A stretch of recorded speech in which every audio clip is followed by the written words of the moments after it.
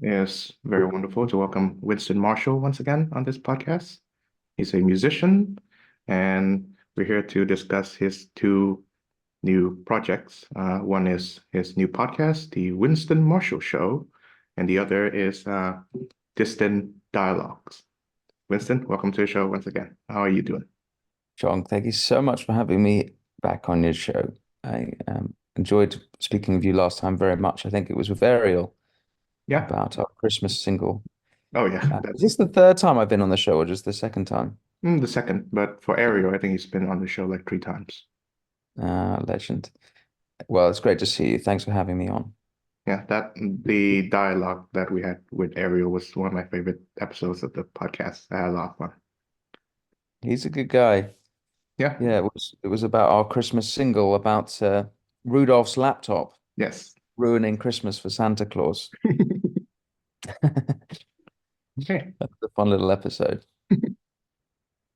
So we should begin by asking you, I believe it's been some 3 odd years since you departed from your band, the Mumford and Sons. So I wonder, how has life been for you since? Yes, it's about 2.5 years actually. And a lot of that time has been very chaotic and sort of I felt like I'm at sea trying to trying to work out my new path.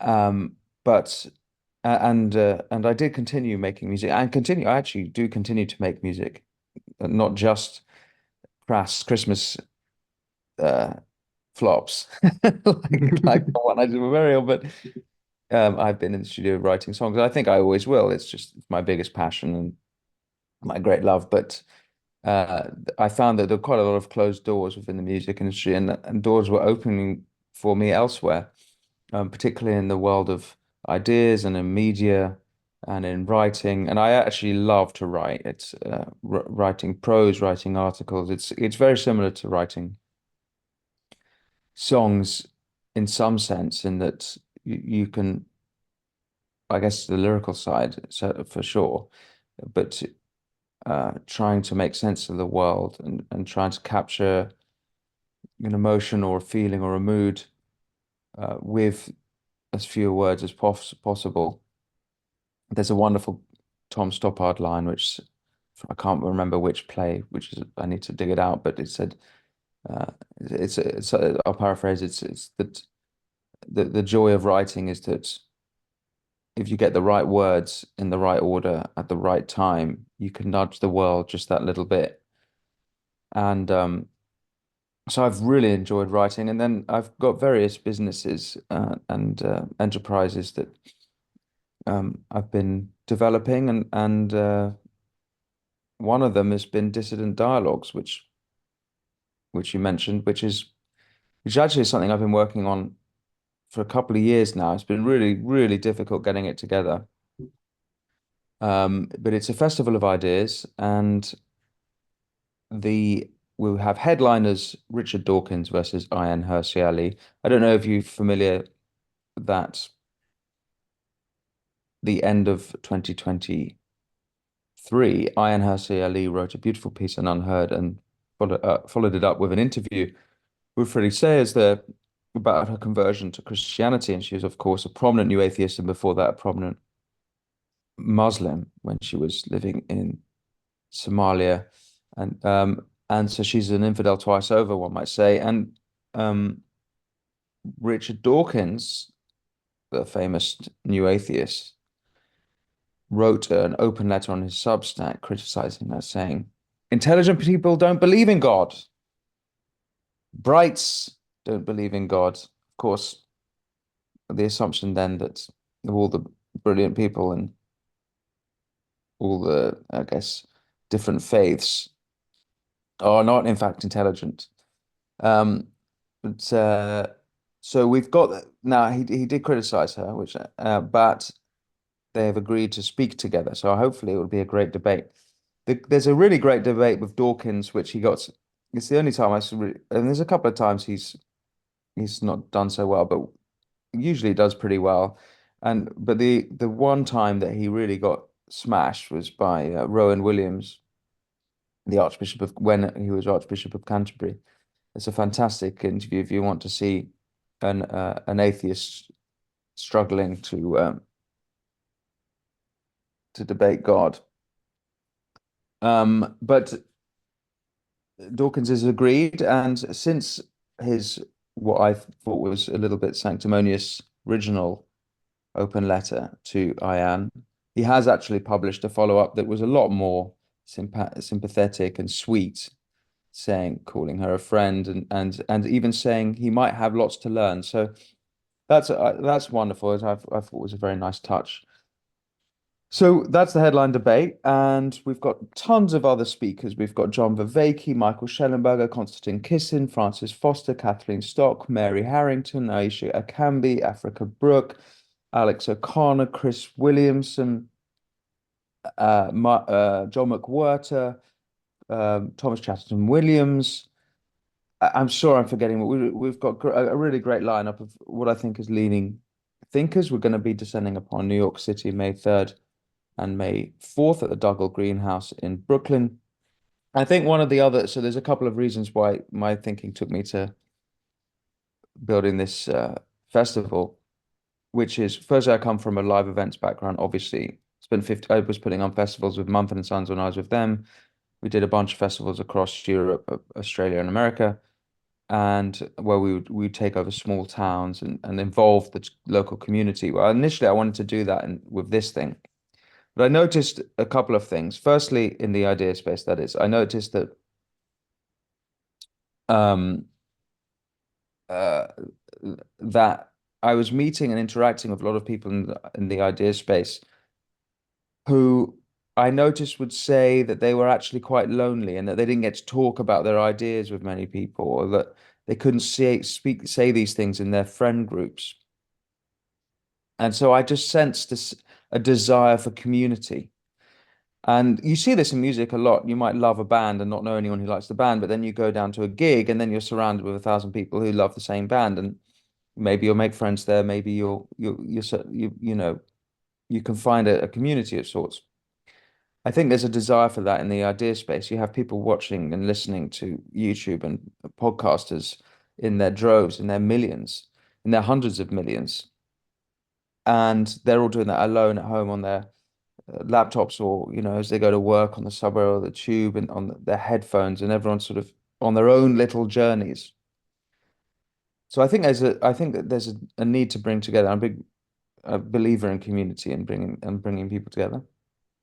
And then the other thing I noticed was that in the idea space there are a bunch of festivals like this, but what I noticed is that they'd all been captured ideologically. And a good example of this is what happened to Coleman Hughes at TED. Coleman Hughes is an American intellectual just about to release a book called about race relations in the US. And he's a great musician. He's an old friend of mine. He's written for everyone. He's now currently a panelist on at CNN. And he gave a keynote speech at TED. TED is probably the leading festival of ideas or ideas conference, whatever you want to call it, perhaps in the world, certainly in America. And he gave a speech, a keynote about color blindness. And he tells the story of what happened later in an article for the Free Press, but he there was a contingency of people within TED who did everything they could to mute the story and to stop it from being published, stop the speech from being published. And they didn't want it, I didn't want it to get out. And there were various people trying to stop Coleman speaking in the first place. And they almost worked. It almost worked. And that's quite remarkable that, that sort of trying to censor people in a where speech or ideas is the very purpose of the organization is quite remarkable. And so anyway, that sort of stuff is happening, and I'd also heard of various other um, festivals and such had been captured ideologically on similar lines. So I thought that there was a gap in the market to do a festival of ideas where you could have those ideas that are not, politically correct or whatever. I will say one thing that TED seems to in the only in the last couple of weeks turn things around somewhat in that they've announced the keynote speaker of Bill Ackman, famous, of course, these days for his crusade against the ideological capture of the elite universities in America, DEI, and plagiarism on the mass plagiarism as well as anti-Semitism that we've seen in the States. And also, I believe Barry Weiss, founder and editor of the Free Press, is also speaking. So it seems like that they might have actually changed their tack a little bit, which is very encouraging, and I'm very happy to see that. And nevertheless, I would say that the real festival you want to come to, if you're going to make a decision, it's between the two. It's Dissident Dialogues, which we're very excited about. So I'm blabbering on, but very excited about Dissident Dialogues as one of the projects I've been working on. Wonderful. Yeah. I tried to time this the release of this episode sometime before the actual live event. I believe it was May the 3rd and the 4th, right? Yeah. Okay. Um, so I understand that I've listened to the 3 episodes of the Winston Marshall show that you've released thus far as of Oh, thank today. you for listening.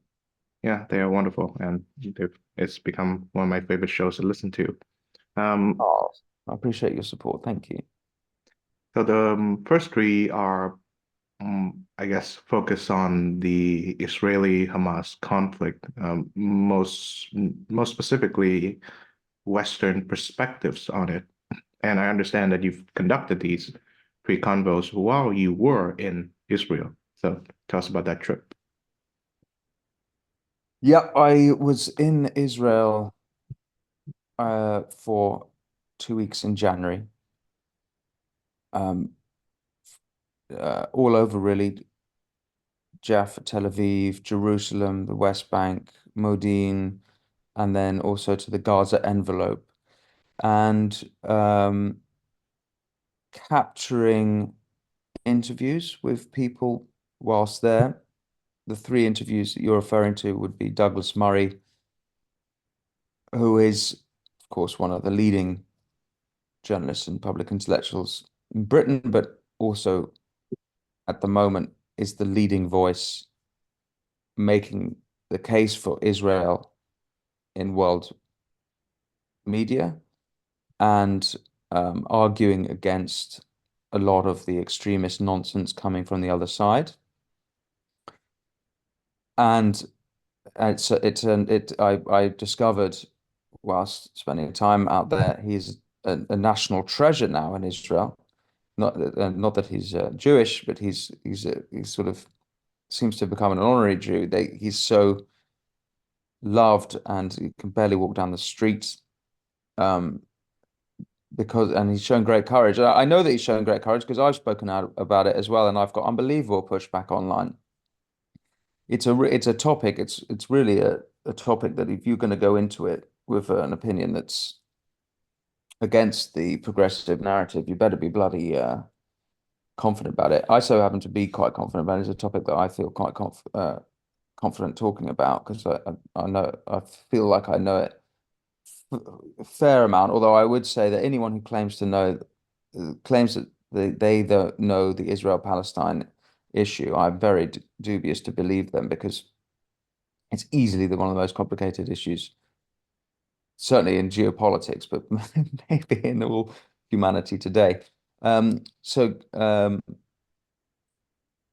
I went out, I spent time interviewing people. Also, one of the 3 episodes with Nathan Sharansky. Nathan Sharansky is a famous Russian refusenik, spent 9 years in the Russian gulag on trumped-up charges, although really because he'd attempted to do Aliyah, which is emigration to Israel, And we talked about his time in the Gulag, what he learned about human evil there, but we also discussed the problem of progressivism today and its and anti-Semitism today.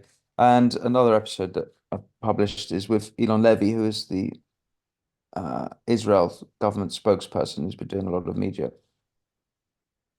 And a couple more episodes which are being prepared to be released. I love Israel very much. I spent a decent amount of time there. I've been there before several times. It's a wonderful country. It's a great people. It's a very inspiring place to be. I tell you one thing that I found very inspiring about it is that Israel, the Jews themselves, it's an incredibly multi-ethnic group. There's every kind of race within this one race. And coming from England, where we're told diversity is our greatest strength again and again and again, and it's hammered and hammered and hammered, not least by ideologues like Sadiq Khan. But actually, I happen to be believe that unity is our great strength, and Israel is a great example of that. There couldn't be a more diverse country and or sort of ethnically diverse country, but they are unified. They're unified in several ways. Firstly, they're unified in the war effort. They are all completely focused. I mean, of course, there are a couple of you could probably pick out one or two people who go against the grain, but as a nation, everyone is understanding of the mission, the problem, the evil at their gates that they have to deal with. Um, Another thing they're unified in is almost total disapproval of Benjamin Netanyahu, their prime minister. Great unity there. But the real way that they're unified, and I think this is a really important lesson, is by their ethnos. And I don't mean their ethnicity, I mean their ethnos. And this is important because it's a thing that can bind a people. Their ethnos, their shared story, their shared heritage, their shared lineage, which means that even the sons and daughters of the Queen of Sheba and King Solomon from Ethiopia, just as much as the Ashkenazi, the Sephardi, the Yemeni, um, uh, uh, the various other ethnic groups, just as much as a Jew of Russian heritage, of English heritage, of French heritage, they can come together. And also, it's a group of people who have intermarried. So you have Asians, you have Indians, you have absolutely the world is represented in the Jews of Israel. And also, I would also note that, of course, there are Arab. There's I think, sort of roughly, I think there's a couple million or around 2 million Arab Muslims living in Israel. I might be getting that number a little bit wrong. And of course, there's various other ethnic minorities like Druze who are also Muslim.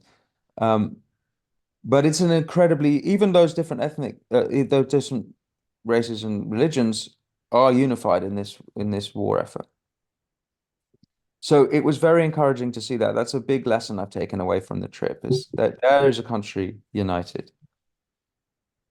Mhm. Um, Before following up with the questions, I'd like to share two brief stories that are personal regarding my understanding of the conflicts of Israel. My introduction to it is around the year 2016 or 2017. It was when Radiohead released their album A Moon-Shaped Pool, and they set out on their world tours at Tel Aviv, something like that. And Roger Waters of Pink Floyd wrote them an open letter saying that, the usual Israel is occupying and subjugating the Palestinian people, and that you should not be performing there. Of course, I think Tom York and Radiohead end up performing in Israel anyways. And I think Tom has been pretty solid on like his commitment to Israel, perhaps maybe not on the political side, but on the grounds that, well, P music should be heard anywhere, regardless of politics. Now, the second story is a historical one. I don't know if during your trip to Israel you encounter Vietnamese people,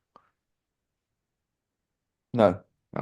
because I guess it's supposed they are a pretty small minority there. I think there's only like a few hundreds of them, but the presence of Vietnamese people there is attributed to Menachem Begin, the Prime Minister of Israel, around say 77, 79.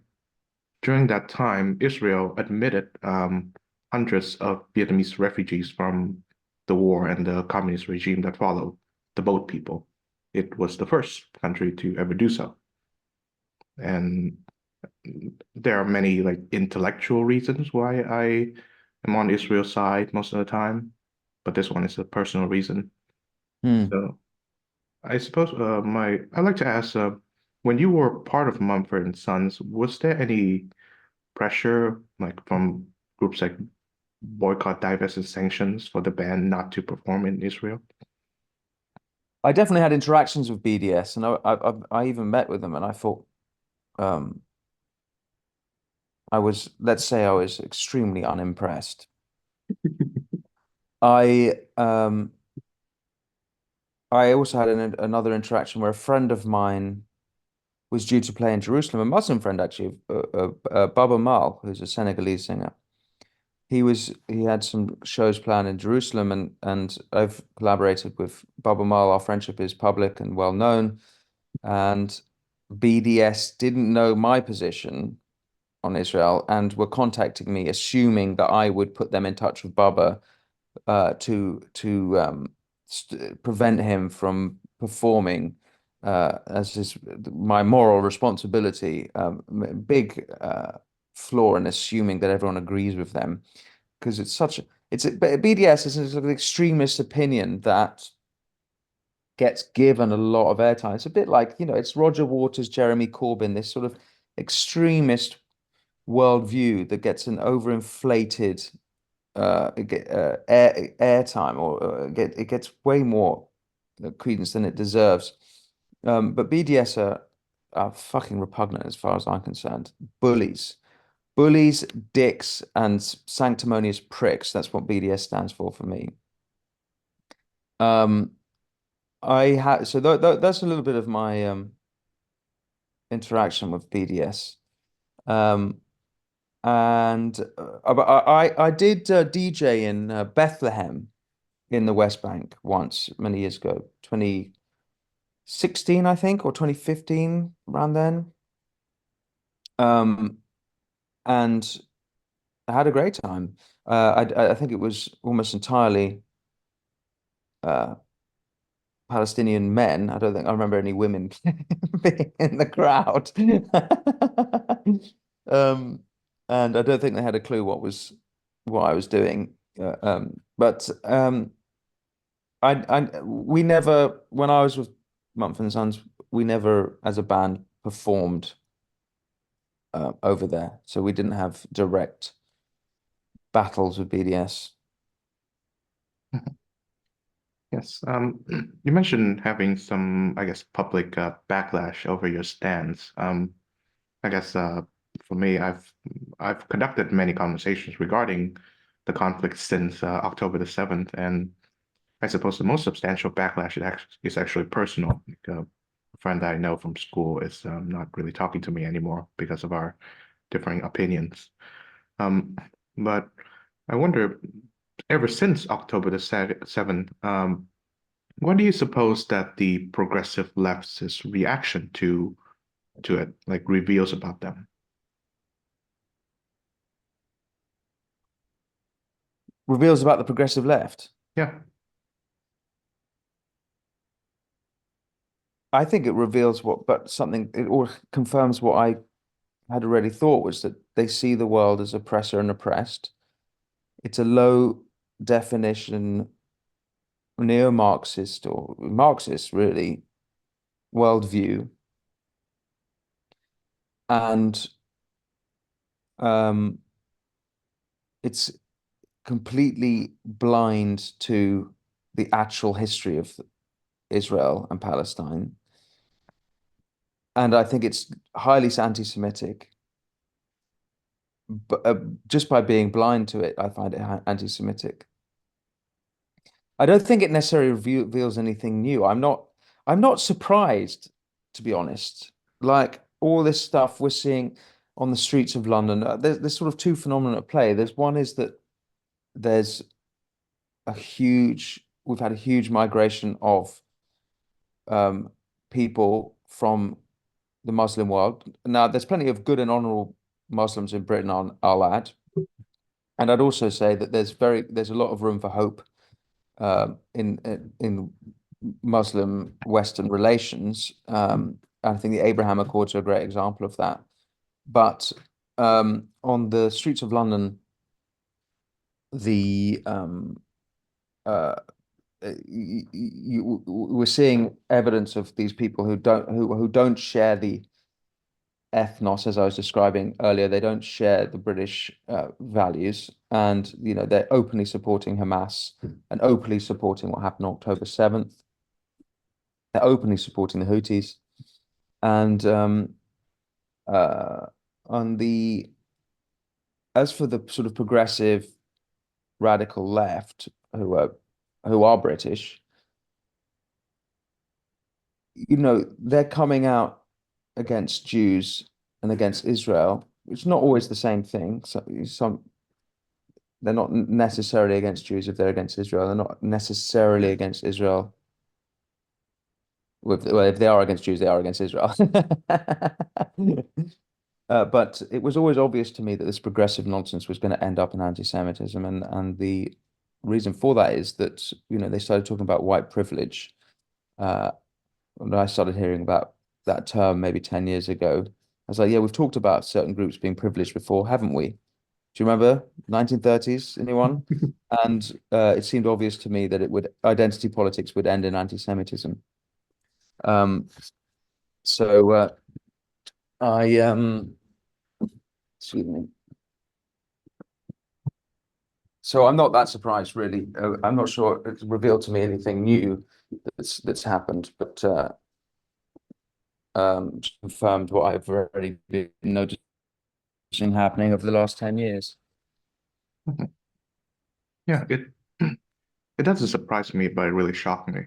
I think it was certainly one of the most horrific attacks on Israeli soil, and to see that instinctively people were pointing the charge of genocide or ethnic cleansing to the Israeli nation. Um, I think it just signifies a form of moral blindness, really. But you mentioned a different strand of dialogue in parallel with the conflict in that there's I guess, toxic strain of Islamist beliefs in Western lands, and obviously it was exported from the Muslim world. And what I am concerned about is to what extent are the devoted and pious Muslims living in Western lands, especially Britain, to what extent are they convinced of this, and to what extent are they galvanized by this because of October the 7th and their antipathy to Israel? And secondly, without resorting to the classic demagoguery, how should the West respond?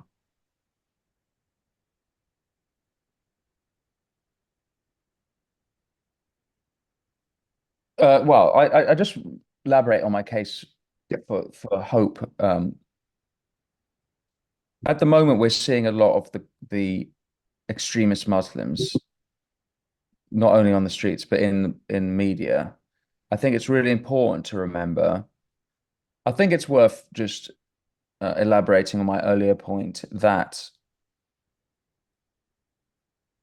that there are a lot of Muslims that want peace with Israel and want peace with the West, and I would say more traditional Muslims rather than. Well, it's difficult because the Islamism we've been seeing and the um, extremism we've been seeing on the streets of London and in the British media, um, that is kind of in line with Muhammad, who was a warmonger, and a lot of the colonialist attitude and totalitarian attitude of Islam since the beginning. And we can't forget, of course, that the Muslims in conquered by the sword. We can't forget that they ran rather viciously Spain for 800 years, got pretty far north into France, got to the gates of Vienna, and the way they conquered Constantinople. So it's a pretty horrific history. The history of Islam is absolutely horrific. But on the flip side of that, there in recent times, particularly under the Bush administration, and this is really the victory of Jared Kushner, I actually am quite hopeful about peace with um, with Muslims and peace between Israel and the Arab world. I don't think the current worldview of the Biden administration is anything to be hopeful about. They flip back to the old Obama view of kind of trying to make peace with Iran, and the results of that tell you everything you need to know. Under Obama there were two Hamas conflicts. Under Biden there have been two Hamas conflicts. Under Trump there were zero Hamas conflicts. And so I hope that, well, and another thing I learned actually in Israel is that under the Biden administration, they've been forbidden from even mentioning the words Abraham Accords because they don't want to give political win to Trump. So there's a whole mess there. But there's to say that I do think there is hope in that. And as for the West, as to your question about how to deal with the problems, well, I think we've got so many fucking problems, but I'll bring it back to an earlier point I made about diversity is our greatest strength. It's about bloody time we talk about our real great strength, which is our unity, and we'd start to have the conversation about what it is that unifies us. And then we've got to have conversations about assimilation and integration. We all agree, or at least I think we agree now, that multiculturalism does not work. The high prophets of multiculturalism have long conceded it does not work, be it Angela Merkel or David Cameron, all these globalist technocrat buffoons. Even they have had some sense to see that it doesn't work. And so we need to talk about assimilation and integration. And another thing we need to do is that we need to have a bit more self-confidence. I think we need to have. I don't even think British people can tell you what it is to be British. I genuinely don't think they can tell you. Like, what does it mean to be British? Well, they'd have to. We're a Christian nation, but actually Christians are a minority. We are we have a royal family, but a lot of the country hate the royal family. We we're a liberal country, but we have a royal family, and we have various very, very ancient traditions. We're a bit somewhat of a paradox country. But maybe embracing that and trying to work out what it is. And we have a great history as well. And I would say you have a great history, and this is where it's difficult. Can the newcomers to Britain embrace British history as their own? And I would say that they can. I'm the son of an immigrant. My mum's not remotely English, and I'm very happy to embrace English history as my own, although I would say my other half is partly English, so it's easier for me. But when I moved to America, I was very happy to be like, accept American history. I lived in America for a few years, and I was like, this is a brilliant country, and accepted what the tradition was as if it was my own. I think that that's part of what one does when one moves somewhere. Instead, one of the problems we've got is that people are coming here on they're not even learning English. I mean, they just come. Actually, we don't even agree that English is the language of England anymore. I'm not. There's evidence suggests it isn't. So I think we could talk about assimilation, integration, and what it is that unifies us all. and then make it a requirement for newcomers to think and to agree to those things, then we can actually talk about um, a path forward. Mhm. I'm sure you've heard the name Enoch Powell being sounded in recent years in regards to this current cultural crisis regarding Britain. I certainly believe that he was the most articulate defender of this kind of like nationalist conservatism uh, that propelled Brexit, amongst other things. But what Powell seemed to touch upon, which you address, is the fact that much of the wave of immigration to Britain came from the lands that were formerly colonized by Britain, most notably India and Pakistan. Um, so it that can pose as an obstacle for these new immigrants and as well as their descendants to accept the British version of historiography, one that, for a lack of a better term, perhaps glorified their time as an empire too much. So, how do you suppose that they can resolve this dilemma? I don't think it does. Mhm. Firstly, there's plenty of Indians who are friends of mine who are very happy about the English rule of India, and think it was a good thing for India. Um, and if they're moving from India to England, then they if not with their minds, at least with their feet, they are sort of making the argument that England is a good thing. Why would you move to somewhere if you didn't think it was a good idea to move there? I'm not moving to Ethiopia, which has been in sort of a civil war for 2 years with nearly 2 million people dead, because I know that's a fucking stupid idea. And I don't you don't move to dangerous, bad, evil places. You move to good, great places. And so the very fact that people are flocking to America and Britain and Europe in their masses suggests that they actually, deep down, even they're unconscious, if not they're conscious, do think these are good places. Now, as to there being bad history, yeah, everywhere's got a bad history. Some, as within it all. But there's no reason that to for me to study Britain. I don't ignore the bad things that Britain did. Um, on the contrary, we integrate that into our understanding of history, so that we can it kind of we totally accept that. Well, I'll give you a modern example of this that frustrates me is the Black History Month. The sort of argument that Black History Month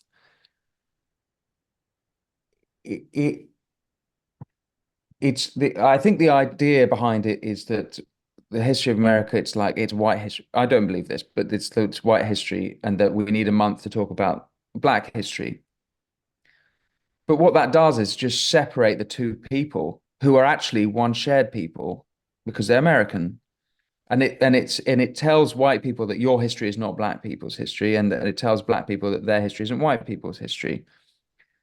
But and in some sense that's partly true, but it could be also the case that you teach young white people about Martin Luther King as if he is a hero. He is an American hero. He's absolutely an American hero. There's no reason he shouldn't appeal to young white kids as he shouldn't appeal to young Black kids. And then it's also the case that the history of the horrible history of the slave trade, that should be taught to all Americans as if it's their own history.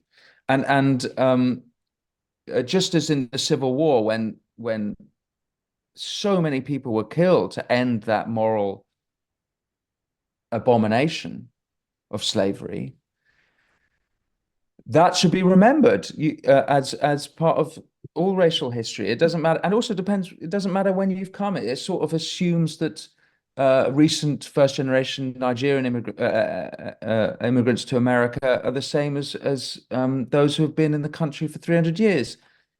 It's that it's separate. It separates people. It's not actually logical if you follow it through. Instead, you need to unify teach everyone the good and the bad simultaneously and accept that that's the history of the country. I don't so back to your original question. I don't think one needs to ignore the bad that's happened and you know I think you can come to Britain quite happy and to study the great things about Britain. And as I said, your arrival to Britain is implication that some part of you believes that something is great about Britain. Yes, of course. I'm still reading the Churchill biography, and I realized that that man embodies the grace of Britain. So, Oh yeah, absolutely. and of course, in regards to American history, may present the, I guess, the devil's advocate case. What the proponents of, I guess, Black History Month or 1619 project, the best case I can make for them is that they don't believe that is a quote unquote white history. They believe that it's a whitewash history. There is too clean narrative of the American founders revolting against the British and the Civil War that defeated slavery, and then the Civil Rights Movement that end up, I guess, granting equalities to its Black American citizens. It's all just too clean cut. They ignore the fact that many of the Northerners, even in the Union Army, they were slave owners, and the founders were slave owners. During the Civil Rights Movement, and even after the assassination of Dr. Martin Luther King, he was reviled rather than revered, and something like that. And it is true and that their efforts in retconning this history, involving more uh, Black individuals uh, and outsized contributions to American history, is wrong. But I don't suppose that the initial idea of telling American history in all of its messiness rather than the straightforward narrative that's been familiarized by most Americans is altogether unjust. I'm very happy to talk about the messiness of American history. But the problem I think with BLM and 1619 project is that they overcorrect where they put the emphasis on the negatives uh, when the negatives are an important part of the history, but they are not the only part of the history. To say that America started in 1619 is ludicrous beyond belief. It started with America. It's I mean, I guess no one says America started in 1620 with Mayflower. It's almost like a straw man. America started with they're declaring their independence. And I mean, maybe I'm straw man in their positions because, to be fair, I haven't actually read the 1619 book. It is on my bookshelf, and I do intend to read it. But I think the answer isn't to go the other way. The answer to like the American history being quote unquote whitewashed isn't to then create a Black History Month. No, the answer is to integrate Black history into American history so that you create a history that everyone can accept, bears incorporates the various different groups in America. Now, while we're still on the theme of history, I do agree that what we've discussed earlier, to understand the history of the Israeli-Palestinian conflict is the key to understanding what is going on in the present. And many of us, and many of the people that you and I critique, lack that understanding. But nevertheless, if you read from works of the great historians like Benny Morris, you do realize that the founding of Israel um, concurred or happened in the same time as the displacement of many of the Arab citizens who have settled there for generations. And it was not until the 1980s, which was like 40 years after the founding, that this fact was revealed by, again, people like Benny Morris. And it can be very unsettling in knowing that even a modern country like Israel, with all of its virtues in the world, uh, it's all together to flaw. So I think it's something that we have to keep in mind if we are to stand on the side of Israel. What do you think? I don't actually accept that Oh, okay. argument because if you're going to talk about the 1947, 1948 War of Independence, or as the Palestinians call it, the Nakba, Yeah. you actually have to look at what happened. 1947, November 1947, the United Nations declare a partition. It's voted for two-thirds majority.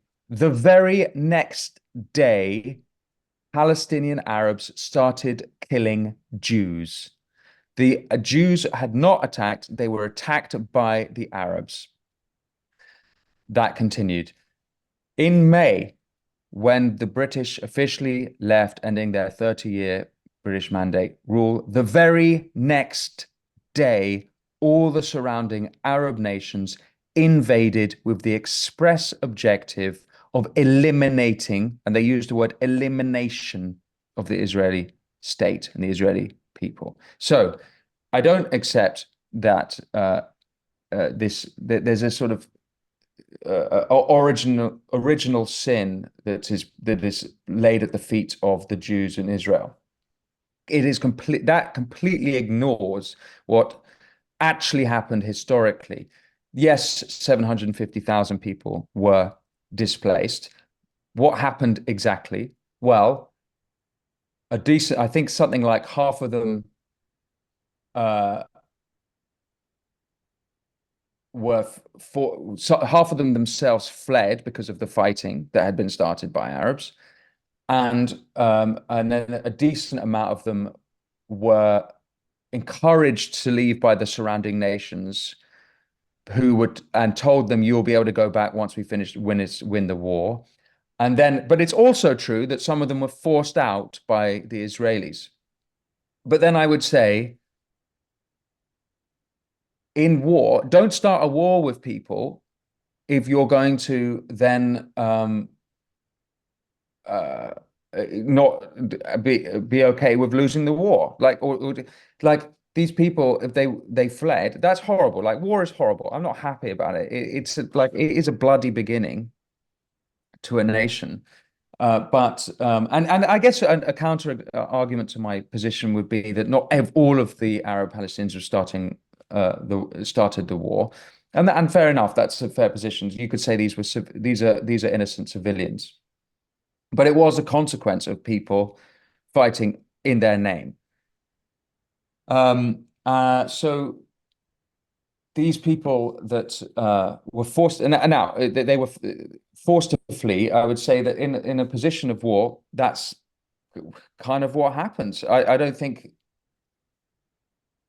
if Israel had started that war, then I would maybe think differently about it. But that's not how I think. That's not what I see has had happened in that period. Yeah. Yeah, something that I would completely agree with. It's true that had there not been a war, there would have been a refugee situation. I think that's Had something. there not been, no, it's impossible to play the counter narrative because it's also true that the reason why Israel won that war is because they were better organized, better motivated, and better disciplined to win it. This is what happens. This is the whole history of Israel, and it happens every few years with every war. Is that they are attacked, they fight back. There's one exception, which was when it was the 1967 war, where Egypt told the UN to remove from the Sinai. Then they started massing troops on the same with Syria. They're massing troops on the borders. So it was a preemptive defensive war. But I would say that's so antagonistic to do what Egypt did that I don't even see it as necessarily as that Israel. I actually don't see it that Israel started that one. But what we see, and this is the same on October 7th as it was in 1947 and 1948, is their neighbors or people start a war with Israel. Israel win the war, and in that winning, increase the boundaries of the borders, as happens in war, and then they're told, oh, you can't do that, you can't do that. Well, then I would say, why? This is the story that the Palestinians or the neighbors don't seem to have got all this time is stop starting wars with people that you can't win. Like, what on earth are they doing? And you can't complain about it when you lose. I'm very unsympathetic to that line of thinking. Okay. Um, I think Now, I would say, as an important caveat, I am very sympathetic. There's a lot of things that Israel do that I'm not happy about. I don't have any time for this. Well, I can't morally defend the settlements at all. For me, not only are they indefensible, but they make it very hard to defend Israel. They shouldn't be the case. I'm not remotely in favor of that. And I'm very happy to accept that there have been moral evils done by the Israelis. There's the massacre in 19, is it 48? I've forgotten the name. But and there's been various bad behaviors of IDF soldiers at various points. I have no problem calling out that evil, or those morally wrong situations. I'm very happy to concede it's a complex situation, and there's not been good fair play I wouldn't for a second say that Israel have been perfect angels all the way through. so this is one to end the conversation on, which obviously I've enjoyed thus far. Um, I'm I'm holding two positions simultaneously. One is my support for the Israeli state and my sympathies for I guess, the non-aggressor Gazans who are, I guess, for lack of a better word, condemned to the situation that they are living in right now. Um, one of the uh, plans of the Israeli state to win the war is they would have to de-radicalize the Gaza Strip from, I guess, a pro-Hamas ideology or the Hamas ideology. So it begs the question of to what extent are the residents of Gaza who are not involved in any of these attacks morally accountable for the conflict? Yeah, that's a good question. It's a good question. I don't know if I've got the answer, but I would say that of course Hamas were elected to power, although that was in 2006 and there hasn't been an election since, obviously, because they're a totalitarian extremist Islamist group. I would say that Hamas, since the war began, and now it's something like 70% approval rating in the West Bank. We don't know what it is for the Gaza itself, but some polls suggest that it's about 50-50 and it's not changed. And I'd say, obviously, the children are not morally responsible for what's going on. But therefore, the question of the adults, well, it's a tricky one. You'll remember on October 7th, we saw footage of the adults in Gaza celebrating with the cars and trucks bringing back mutilated and bloody Israeli bodies. And they were rejoicing. And were those just Hamas, I don't know what, militants? Didn't look like it. In fact, there were teenagers and young people even in there. It's morally difficult there. There's definitely, I saw some kids in the crowd there. So I say the kids aren't morally accountable. Well, that's, I guess, a tricky one. I don't want to offer an answer to that one, but it's certainly a good question. Now, there's also been footage of various uprisings within Gaza against Hamas, but Hamas managed to put it down. It's a very good question. From the point, and there's another question, which is from the point of view of Israel. So I would say as long as there are hostages in Gaza, and there's still 136 at the time of we're speaking now, Chung, as long as there are hostages in Gaza, it's a just war for Israel to try and get them back. I don't, they've also stated one of their other objectives is to defeat Hamas. That's a very difficult objective because it's not really clear when that is achieved, particularly as the ideology of Hamas, which is a sort of combination of like sort of Muslim Brotherhood, Ayatollah Islamism, and Palestinian geographic nationalism. It seems that the more Israel attack, the stronger that ideology becomes. It's kind of like a Chinese finger trap. The more you resist, the more fucked you are. So I don't really know how they defeat that and win it. That, but certainly as long as there are hostages in Israel, I think it's a just war. The other thing I'd say is that if okay, is this a good tactic for them to get their hostages back? I would say it seems to me, and I haven't heard enough people talking about this, but as the Hamas leadership are all in Qatar at the moment, a better way, certainly from the British point of view, instead of necessarily supporting Israel militarily, which I'm actually at this moment in favor of supporting them, but I think a more effective way might be to put pressure on the Qataris, to put pressure on the Hamas leadership in Qatar to end the conflict. But it's a tricky question. It's a tricky question. I think that's a good note to end on. Thank you very much, Winston Marshall, for joining the show. Thanks, Chong.